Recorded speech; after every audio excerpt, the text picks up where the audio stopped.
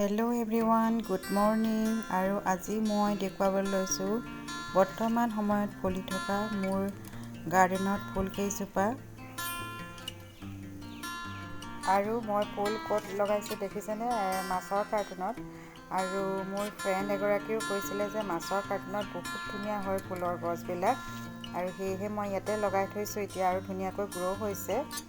মই একেলগে ইয়াত কেলেণ্ডুলা আৰু চেলভিয়া প্লাণ্ট লগাই থৈছোঁ। আৰু এইফালে হৈছে এয়া বুগেনভেলিয়া। মই নাৰ্চাৰীৰ পৰা আজি এমাহমানৰ আগতে আনিছিলোঁ, আৰু এতিয়া ইয়াত ফ্লাৱাৰ্ছ আহিছে আৰু বৰ ধুনীয়াকৈ গোটেই ফুলজোপাতে ফ্লাৱাৰ্ছবিলাক ফুলি আছে।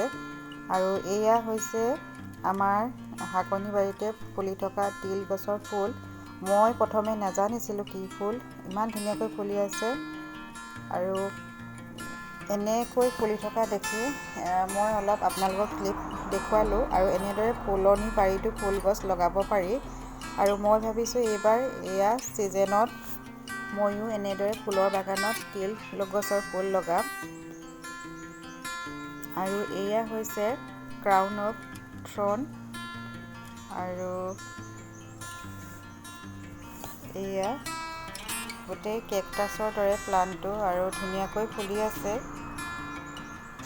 আৰু নেক্সট এয়া হৈছে পইনচেটিয়া প্লাণ্ট, আৰু ধুনীয়াকৈ ইয়াৰ পাতবিলাক কালাৰিং হৈ আছে। এয়া হৈছে খৰিকাজাৰ ফুল, আৰু এই ফুলজোপা 12 মাহেই ফুলি থাকে সকলো সময়তে। আৰু এইজোপা হৈছে ক্ৰেচেন্থামাম ফ্লাৱাৰ্ছ, আৰু এতিয়া ফ্লাৱাৰ্ছবিলাক কমি গৈছে। ডিচেম্বৰত বহুত ধুনীয়াকৈ ফুলি আছিল। আৰু নেক্সট এইজোপা এয়া ফ্লাৱাৰ্ছ আহিছে ইয়াতো। এইজোপা ইনডোৰ প্লাণ্ট হিচাপেও লগাব পাৰি।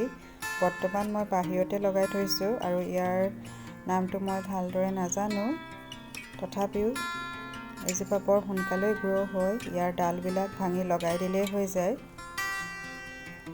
ডাল আৰু পুলিৰ পৰাও হয় বাৰু। এইফালে এইজোপা হৈছে একজোৰা প্লাণ্ট হয়, সৰু একজোৰাজোপা। ইয়াতকৈ ডাঙৰ ডাঙৰো আছে। ইয়াতো এনিটাইম ফ্লাৱাৰ্ছ ফুলি থাকে।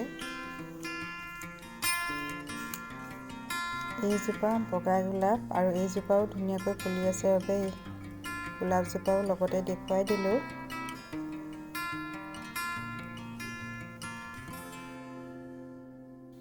আৰু এয়া আমাৰ বাৰীতে ফুলি থকা ফুলবিলাক। ইমান সৰু সৰু পুলিবিলাক ওলাই থাকে, পেলাই দিবও মন নাযায়। সেয়েহে বাৰীতে লগাই থৈছিলোঁ। এতিয়া ধুনীয়াকৈ ফুলি আছে। আৰু এয়া এজোপা, নামটো মই নাজানো, ধুনীয়াকৈ এজোপাও ফুলি আছে। ভিডিঅ'টো ইমানতে সামৰণি মাৰিলোঁ।